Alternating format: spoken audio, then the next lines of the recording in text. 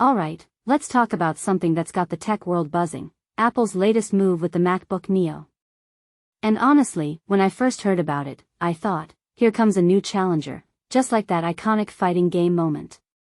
But this isn't just another laptop, it's Apple's play to make the Mac experience more accessible, and I'm here to break down why this matters, and why it's more interesting than you might think.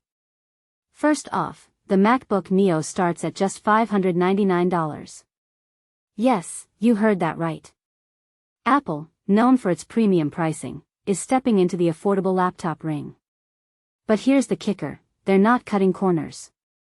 The Neo still has that signature aluminum design, a vibrant display, and Apple Silicon performance.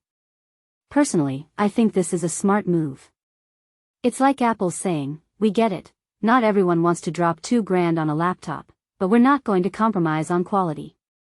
What makes this really interesting is how it positions Apple against competitors like Chromebooks and budget Windows laptops. It's a bold statement, you don't have to settle for less to get a Mac. Now, let's talk design. The Neo comes in 4 colors, blush, indigo, silver, and citrus. And yes, the keyboard matches the colorway. From my perspective, this is Apple flexing its design muscles. It's not just about functionality, it's about making a statement. What many people don't realize is that color options like these can make a product feel more personal, more yours. It's a small detail, but it's one that can make a big difference in how people connect with the device. The display is another standout feature. A 13-inch liquid retina screen with 500 nits of brightness and support for 1 billion colors? That's impressive for this price point. If you take a step back and think about it, Apple's essentially bringing pro-level display quality to an entry-level laptop. This raises a deeper question. Are we seeing a shift in how Apple defines entry-level? It seems like they're raising the bar for what's expected in a budget laptop. Under the hood, the Neo runs on the A18 Pro chip. Now, this is where things get really fascinating. Apple's claiming up to 50% faster performance than the best-selling PC powered by Intel Core Ultra 5.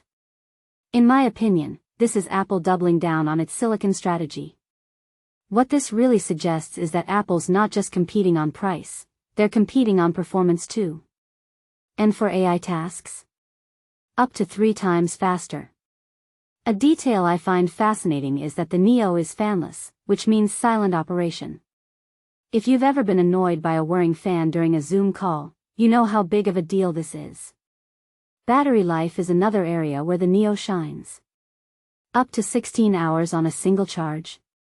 That's all-day use, no questions asked.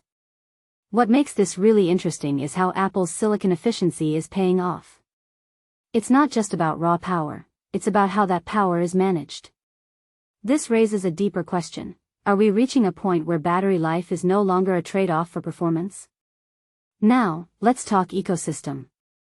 The Neo ships with macOS Tahoe and supports Apple Intelligence features like writing tools and live translation. For users already in the Apple ecosystem, this is a no-brainer. Continuity features like handoff and universal clipboard make switching between devices seamless. Personally, I think this is where Apple has a real edge. It's not just about the laptop, it's about how it fits into your life. What many people don't realize is that this kind of integration can make you more productive, and more loyal to the brand. So, where does this leave us? The MacBook Neo isn't just another laptop, it's Apple's way of saying, we're serious about making the Mac experience accessible. In fighting game terms, they didn't just add another character to the roster, they added one meant for a whole new set of players. From my perspective, this is a strategic move to capture a younger, more budget-conscious audience. And if you take a step back and think about it, it's a play for the future. By making the Mac more accessible now, Apple's setting itself up for long-term growth.